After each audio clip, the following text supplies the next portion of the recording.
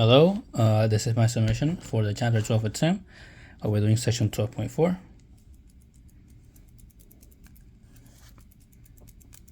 All right. Once again, my light out. All right. So starting part A, we're told that liquefied natural gas is in a vertical storage of density 455 kg per cubic meter, and there's a depth of 2 meters in the tank, and the air inside the tank above the surface is 1.22 times 10 to the 5th power PA. What is the absolute pressure of the bottom of the tank? You know that absolute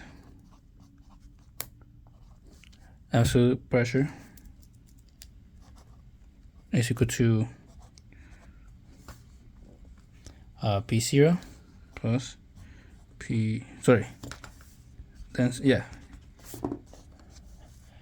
the pressure of the surface of the air plus the density times the height times gravity. That means that absolute P is equal to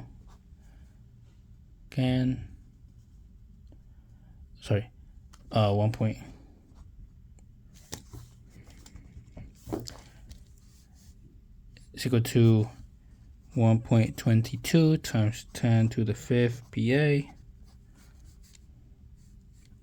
plus 455 kg times cubic meter times 9.8 meters per second squared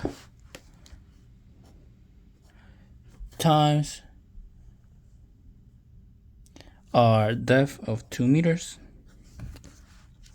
which is equal to 1.31 times 10 to the 5th PA. All right. And that is our answer for part A. Moving on to part B. We're told that there is a vertical glass tube of depth 15 centimeters with fresh water. On top, you pour additional water, 15 centimeters of gasoline with a density of 7.4 times 10 to the kg per cubic meter, which doesn't mix with the water. It's opposed to air, which has just a regular regular pressure. We need to find the gauge pressure at the interface between the gasoline and the water. We know that gauge pressure is just equal to the density times the gravity times the height. So our gauge pressure at this point is equal to the density of the gasoline of 7.4 times 10 squared kg per cubic meter times 9.8 meters per second squared times 15 times 10 to the negative 2 meters, representing the centimeters, which is all equal to 1090 PA. All right, moving on to part C. Part C, we are asked to find the gauge pressure at the bottom of the tube. So this gauge pressure would be equal to our first gauge pressure, P1, plus the density of the water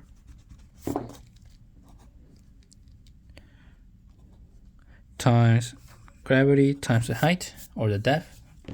So this gives us P2 is equal to 1090 PA, taken from the first gauge pressure, plus density of water, which is just 1000 kg per cubic meter,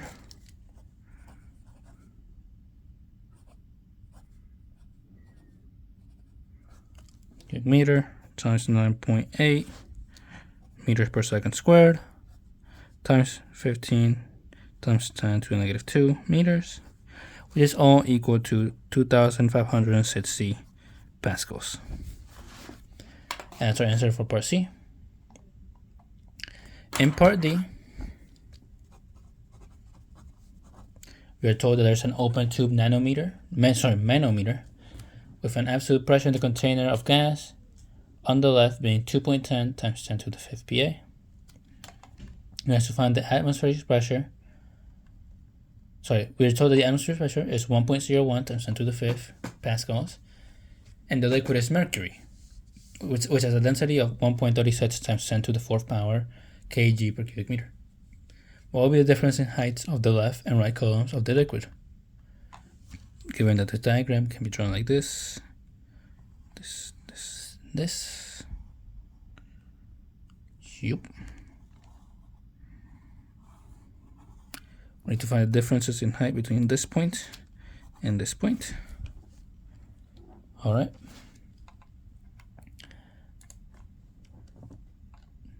So we know that the change, or the difference in pressure is equal to the density of mercury, which is represented by Hg, times G times H. H. We also know that H is equal to Y2, or this height right here, Y2, and this height right here, Y1. All right. So finding this value, so we're using the density. Solving for H in here, we find that H is equal to our height. It's equal to the it's equal to the density of mercury, which is equal to is equal to the pressure of the absolute pressure of the container of gas, 2.10 times 10 to the 5th PA, minus the pressure, the atmospheric pressure, 1.01 times 10 to the 5th PA, over the density of mercury, 1.36 times 10 to the 4th kg per meter cube, times G, or 9.8 meters per second squared. Putting all that into a calculator gives us a height difference of 0.818 meters. All right. Moving on to part E.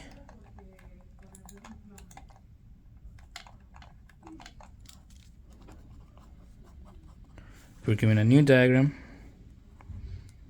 shown like this. Phi-U, H oil, H water. All right, we're told that it's a manometer on the right hand side, which is a density of 916 kg over m cubed. If the top of the oil is 25 centimeters above the bottom of the tube, what is the height of the top of the water above the tube? All right, so we know that the absolute pressure is equal to initial pressure plus density of water times G times the height of the water.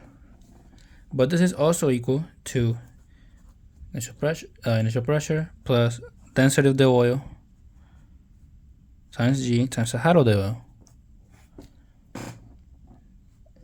This means that the height of the water, for the height of the water, is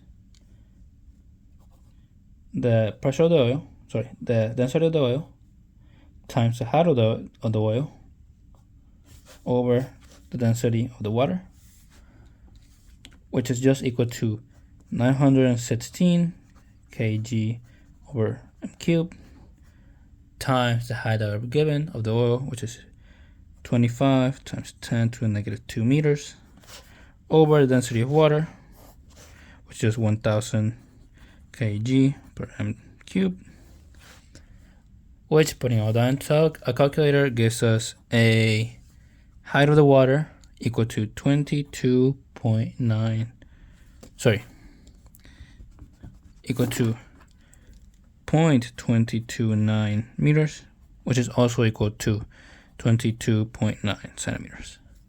And that's our answer for part E. Moving on to part F. we are asked to find the gauge pressure, 15 centimeters below the surface of the water. We know that the absolute pressure is equal to the density of the water times the height, times gravity times the height given. So that's just equal to 1,000 kg per meter cubed times 9.8 meters per second squared times 15 centimeters, or 15 times 10 to the negative 2 meters, which is just equal to 1,470 pascals. Moving to the final part G. Whereas at what depth below the surface of the water is the oil the same gauge pressure as the gauge pressure in the water at 15 centimeters. So we know that from over here, we can find that the height of the oil is equal to is equal to the pressure, the gauge pressure of the water, P1, over the density of the oil times gravity. It's equal to 1,470 pascals from this gauge pressure over 916 kilograms per meter cubed times 9.8 meters per second squared. Putting all that into our calculator gives us 0.164 meters, which is just equal to 16.4 centimeters, and that is our answer for part G. That is GN for 12.4 and the temperature 12 it's in.